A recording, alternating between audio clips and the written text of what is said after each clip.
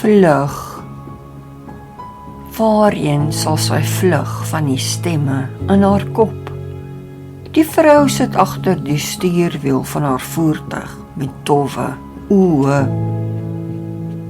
Ongefokus soos 'n robot met meganiese beweging bestuur sy. Sy is op pad na die spesialis wat vir haar kondisie 'n voorskrif gee. 'n bladsy vol vreemde name en moeilik om uit te spreek. Sy is 'n skizofreen, maar min mense weet dit. Sy hou 'n normale front voor, lag wanneer daar 'n grap vertel word, en simpatiek wanneer sy veronderstel is om te wees. Die grap is dat sy nie weet hoe om normale emosies soos ander te hê nie. Sy wil altyd vlug, ook van die hallusinasies wat gereeld voor haar gesigsveld verskyn. Sy kan nêrens heen vlug nie. Selfs die kerk wat sy nou en dan bywoon, preek die stemme in haar kop saam met die dominee se preek. Niks laat haar beter voel nie. Sy is eensaam en dink gereeld hoe sy 'n einde aan alles kan maak. Sal God haar in sy pragtige paradys toelaat as sy al die pille wat sy in haar besit het afsluk en die pomp van haar hart beëindig? Haar kinders is groot, klaar gestudeer en het met hulle lewens aangegaan. Hulle bly op hulle eie, al 3 van hulle. Sy is heimlik bly daaroor, want sy dink nie dat hulle haar meer so nodig het nie. Met bo-menslike krag het sy hulle groot gemaak en die stemme in haar brein sal nooit aan hulle vertel word nie. Hulle dink hulle ma het slegs depressie en dit is waarvoor sy behandel word. Sy het al ander se gesprekke een keer in 'n koffiewinkel afgeluister. Hulle het agter haar gesit met hulle rug teen haar gekeer. Sy kon hoor hulle is Christene. Hulle het van iemand gepraat wat dieselfde persoonlikheidsversteuring as sy het. Hulle het gesê dat iemand wat stemme hoor, duiwelbesete is.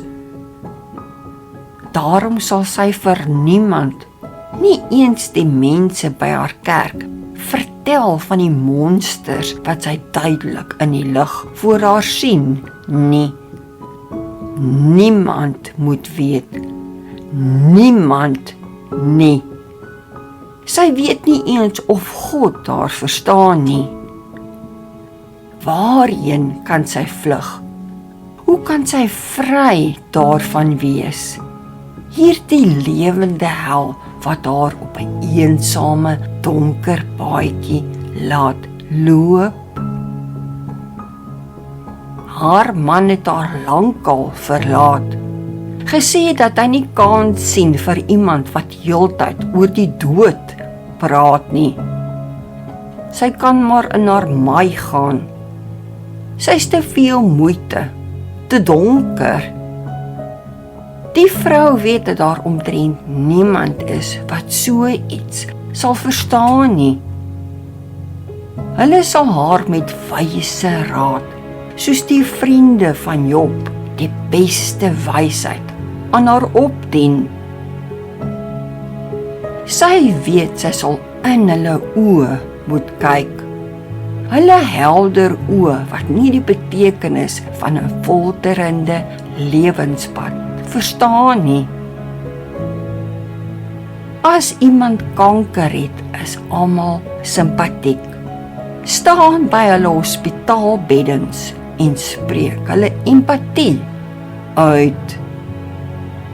Maar iemand soos sy word verwerp as 'n minderwaardige persoon. Sy dink self dat sy gemors is, niks anders as 'n emosionele melaatse. Dis nog een van die redes hoekom sy die baie pille en kapsules en wie weet wat nog wil sluk. Vir watter rede is sy nog hier?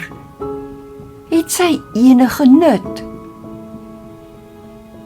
Om haar pad draaglik te maak, dink sy terug aan die jare na skool, toe sy nog gestudeer het, na die vryheid en spontane lag van haar vriendekring. Toe was die stem in haar kop sag en nie die geskreeu soos wat sy dit tans beleef nie. Sy stap by die winkelsentrum in. Die stemme praat. Gaan klim in jou motor, ry na die berge met die hoë kraanse en ry af. Doen dit, doen dit, doen dit. Vir 'n oomblik huiwer sy. Sal sy of sal sy nie? Sy is altyd alleen, het min vriendinne, want dit vat te veel energie om haar as 'n normale individu voor te doen. Sy probeer vlug, veilig vlug in die veiligheid van die breë, blink gange van die winkelsentrum. 'n week daarna gaan sien sy weer die psigiater. Vertel hom van die groot begeerte om 'n einde aan alles te maak. Dat om te lewe geen betekenis, genot of vervulling vir haar inhou nie. Sy het op pad hierheen weer 'n vrou met skerp vampiertande in die voorruit van haar motor gesien, terwyl die vrou sê: "Wat eks, wat eks, wat eks." As God dan liefde is, soos al die heiliges sê, waarom het hy hierdie hel oor haar lewenspad beskik van haar geboorte af? Sy was altyd anders, altyd eenkant, altyd alleen. Die enigste positiewe aspek van haar kinderjare was dat sy as 'n individu met 'n baie hoë IQ ontdek is. Hulle het haar ma ingeroep. Haar kind kan enige beroep volg wat sy wil, maar haar skoolpunte was so ver onder gemiddeld dat sy skaars haar standaard kon deurkom. Tog het sy na skool by 'n aanlyn universiteit begin studeer, heeltemal op haar eie, nadat sy die aande moeg van haar vervelige werk teruggekeer het, alleen in haar woonstel.